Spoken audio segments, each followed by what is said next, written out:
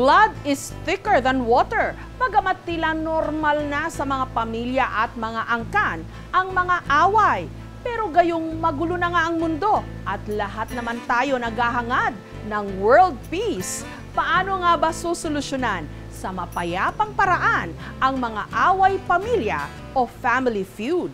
Ang hirap kasi sa'yo na nakikinig ka sa sabi-sabi ng tao. Ang hirap ka rin sa'yo, ang hirap din sa'yo. Masyado ka kasing kasi matapang. O sino kaya sa atin sasabihin mo sa akin na isip bata ako?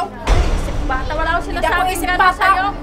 Kakaalaman na tayo ngayon ng ano natin Ikaw ang isip tinatagtag. bata. Parang aso't pusa kung magbangayan araw-araw ang magkapatid na sina Marites at Marisa. Animoy may libreng sine sa labas ng kanilang bahay sa dami ng mga usi o nakikiusyoso sa kanilang patutsadahan. Ikaw na nga mismo nagsabi na wala kang kapatid, tapos mamatay na ako. Ang dami-dami mong sinasabi. Natural lang yun dahil pinagmumura niyo ako. Natural ba normal? Magkakapagsalita ko ng ganon. Natural Kahit ba ikaw yung lumaki ng kalagayan mo, normal ba yung makakapagsalita ng ka, ganon? hindi ka ba makakapagsalita ng ganon? Mamatay na kayo? Masalit yun sa akin, kaya ako makapagsalita ng ganon. ng ganon. Ayusin mo mana. Nakakatanda ka. Yung sinasabi ko Oo nga, nakakatanda ka. nakakatanda ko. Nakita niyo ba kung nirespeto niyo ako? Kung gusto mo Kahit isa sa inyo, hindi niyo ako nirespeto. Makinig ka. Kung gusto mong irespeto ka, Hindi magpakamatanda ako ka. nirespeto. Anong gusto mong klaseng respeto? Sa Ay, akin mas lang, gusto mo pa nga ibang dapat nga. taong inaamtan mo Natural kaysa sa dahil- kamag-anak eh. Ang ugat ng kalahating taon na nilang iringan ang hindi pinagkasunduang hulog sa paluwagan. Yung isa pong katawan, yung pinaghatian namin, nakasahod na kami. Ngayon, doon nga lang po nalilito kasi yung salitan nga kami ng hulog. Magkano ba yung paluwagan na yun? 20-20 po. Sumama talagang loob ko. Kasi doon nga, ang bobo mo. Sabi niya, ang bobo mo, ang bobo mo. Sabi ko, hindi naman ako bobo. Dami-dami niya yung sinasabi sa akin. Matay na raw ako. Masama ang loob ko nung araw na yun. Sabi ng asawa ko, huwag mo siyang iyakan. Sabi ko, nilalabas ko lang naman po yung sama ng loob ko eh. Hindi na nga raw nagpapansinan o nagkikibuan ang dalawa. Kahit pa, ding-ding lang ang kanilang pagitan. Maldita talaga yan, mahilig talaga yan sa away. Pero yung ngayon, parang madaldal siya. Maalam ng mga kapitbahay namin, madaldal talaga yan. Kahit maliit na babae yan, sobrang daldal yan. Kuya, yan ang ugali ko, madaldal ako eh. Di magtiis kayo, kung di kayo makatiis, pumunta kayo sa kuweba. Sabi ko nga sa kanila, magsilayas na nga sila rito eh. Kasi ano lang naman sila rito, salta eh. Ang nakalulungkot pa nito, pati ang kanilang mga anak, nadamay. Nalulungkot rin naman. Kaso anong magagawa ko? Alam pa naman ako manguna sa kanya na, kuy, bati na tayo, akong panganay, ako pa magsusumamo sa kanya. Ano yun? Ayaw ko yung ganun. Kaya antayin ko hanggang kung sinong umano sa amin sumuko.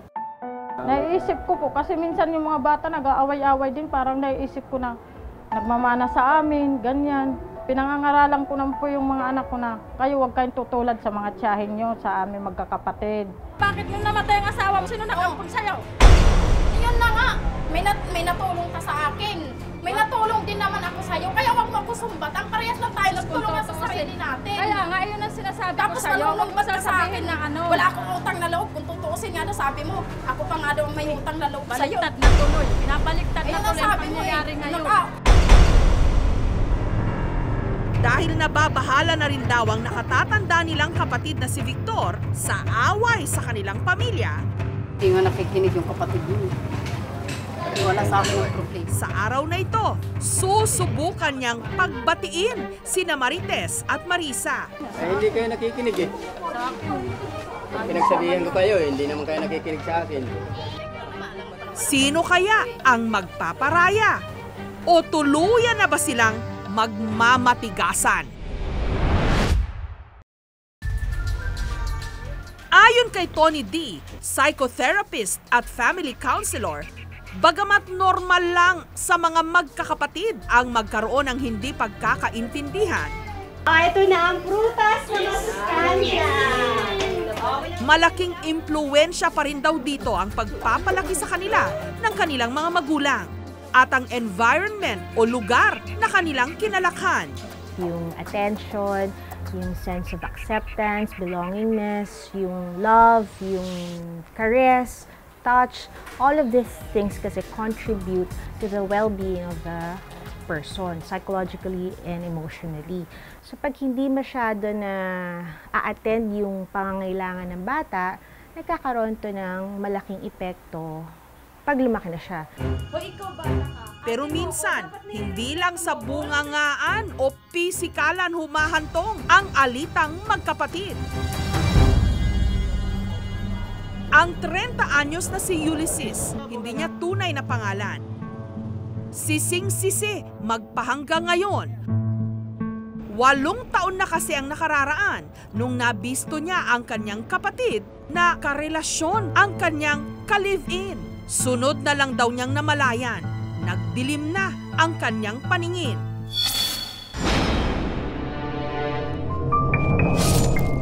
Napatay ni Ulysses ang sarili niyang kapatid.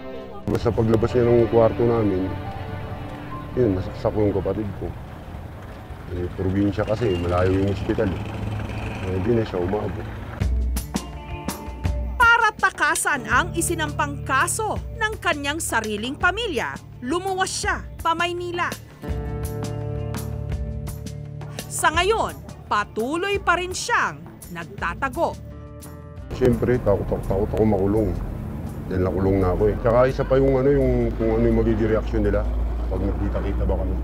Ayusin ko muna yung sarili ko dahil medyo magulo pa rin eh.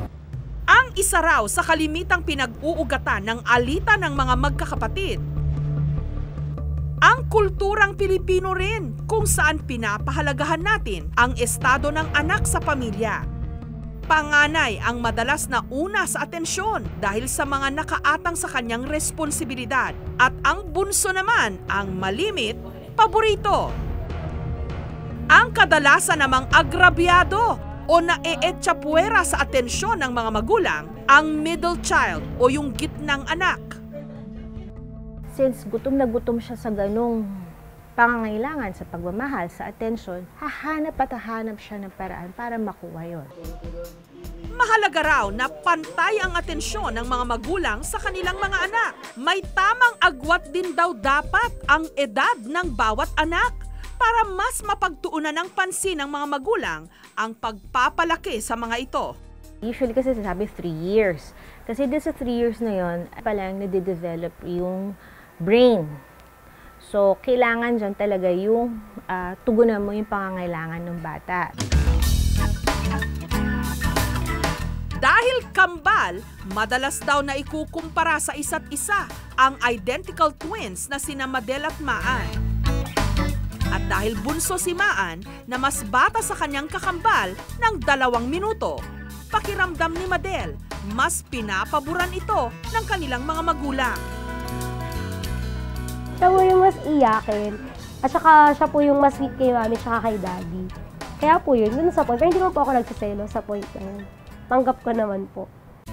Sa halip na magmukmok, naging inspirasyon daw ito ni Madel para magpursige sa kanyang pag-aaral. Mula kinder hanggang high school, lagi raw dikit ang grado nila ng kanyang kakambal. Ito po yung medals namin since nag-aaral kami. Dito po, ito, nung kinder kami. First honor siya, third honor lang po ako. Pero pagtungtong ng kolehiyo, nagsunog daw talaga ng kilay si Madel. Sabay silang kumuha ng kursong economics ng kanyang kakambal. Sa kanilang graduation nito lang taon, si Madel ang nag-valedictorian. Okay lang din naman sa akin. Nabubisit lang po talaga ako minsan sa mga taong pinagpipilitan pang, ba't ganun, ba't ganun? Gusto ko nga pong sabihin sa kanila, kayo kaya mag-aral. I take them as kahit dalawa sila. Parang isa lang kayo para they don't feel na hindi ako paborito, I am the less favorite. Hindi nyo rin ako pinakikinggan, mas matanda ko sa inyo eh. Parehas matatapang kaya ganun eh. Samantala, para tuldukan na ang awayan ng magkapatid na Marites at Marisa. Namagitan na nga ang nakatatanda nilang kapatid na si Victor. Ano, babati na kayo? Oo. Inaantay ko naman. Alam mo pa naman ako ang sumuko eh. Siyempre, hindi ako susuko dahil ako ang matanda sa kanya. Kahit ikaw lumagay sa kalagayan ko eh. Hindi ka rin na susuko eh. Ano, babati na kayo? Ha? Ay, hindi kayo nakikinig eh. Sa akin, Pinagsabihan ko kayo eh. yun ang sinasabi ko, may mga isip na tayo, may mga kanya-kanya na tayong pamilya. Hindi yung gagawin pa tayo ng parang bata. Ilang minuto pa ang lumipas, balot pa rin ng tensyon ang paligid. Pag nasa katwiran ako, hindi ako Kahit nagpapatalo, mali, hindi ako nagpapangapit. pagganapan mo. Kahit Kahit sino mali, pa sila, makakatotoo ka naman. Kahit kayo, mag-aaway lang. mag-aayos. Natural lang yun, magpalitan kami ng sama ng loob. Sa huli, lumambot din ang puso ni na Marites at Marisa sa isa't isa. Pangarin mo na ako, Mana. Ang mga sinasabi mo sa akin, alam mo, nandito lang yan sa dibdib ko. Hinihiling ko rin kung kailan tayo magbabati, kaso pinaninindigan ko rin yung mga sinasabi mo sa akin. Nagdadalawang isip lang ako humingi sa'yo ng tawad dahil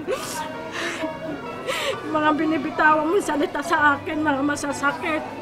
Masakit rin yun sa akin, kaya ako nagbitaw ng ganun. Alam mo naman, tagal-tagal natin na magkasama. Ngayon lang tayo nag-away, di ba? Ano na Gusto tayo? ko magbabati tayo, hindi plastikan, yung totoo. Totoo na. Basta pag may narinig ka sa akin, huwag mo na intindihin. Sanay ka na sa akin, ha? Sabi mo, mabunganga ako eh. Hindi ka na nasanay sa Naman na akin. mga kapitbahay natin na Alam mo naman yung ganyan. ugali ko. Okay na po. Daan kong pakiramdam pagka walang samaan ng loob. Biso-biso. Madalas bilin ng ating mga magulang, magmahalan tayong mga magkakapatid. Matuto tayong magpatawad at magpakumbaba dahil sa huli, tayo pa rin ang magdadamayan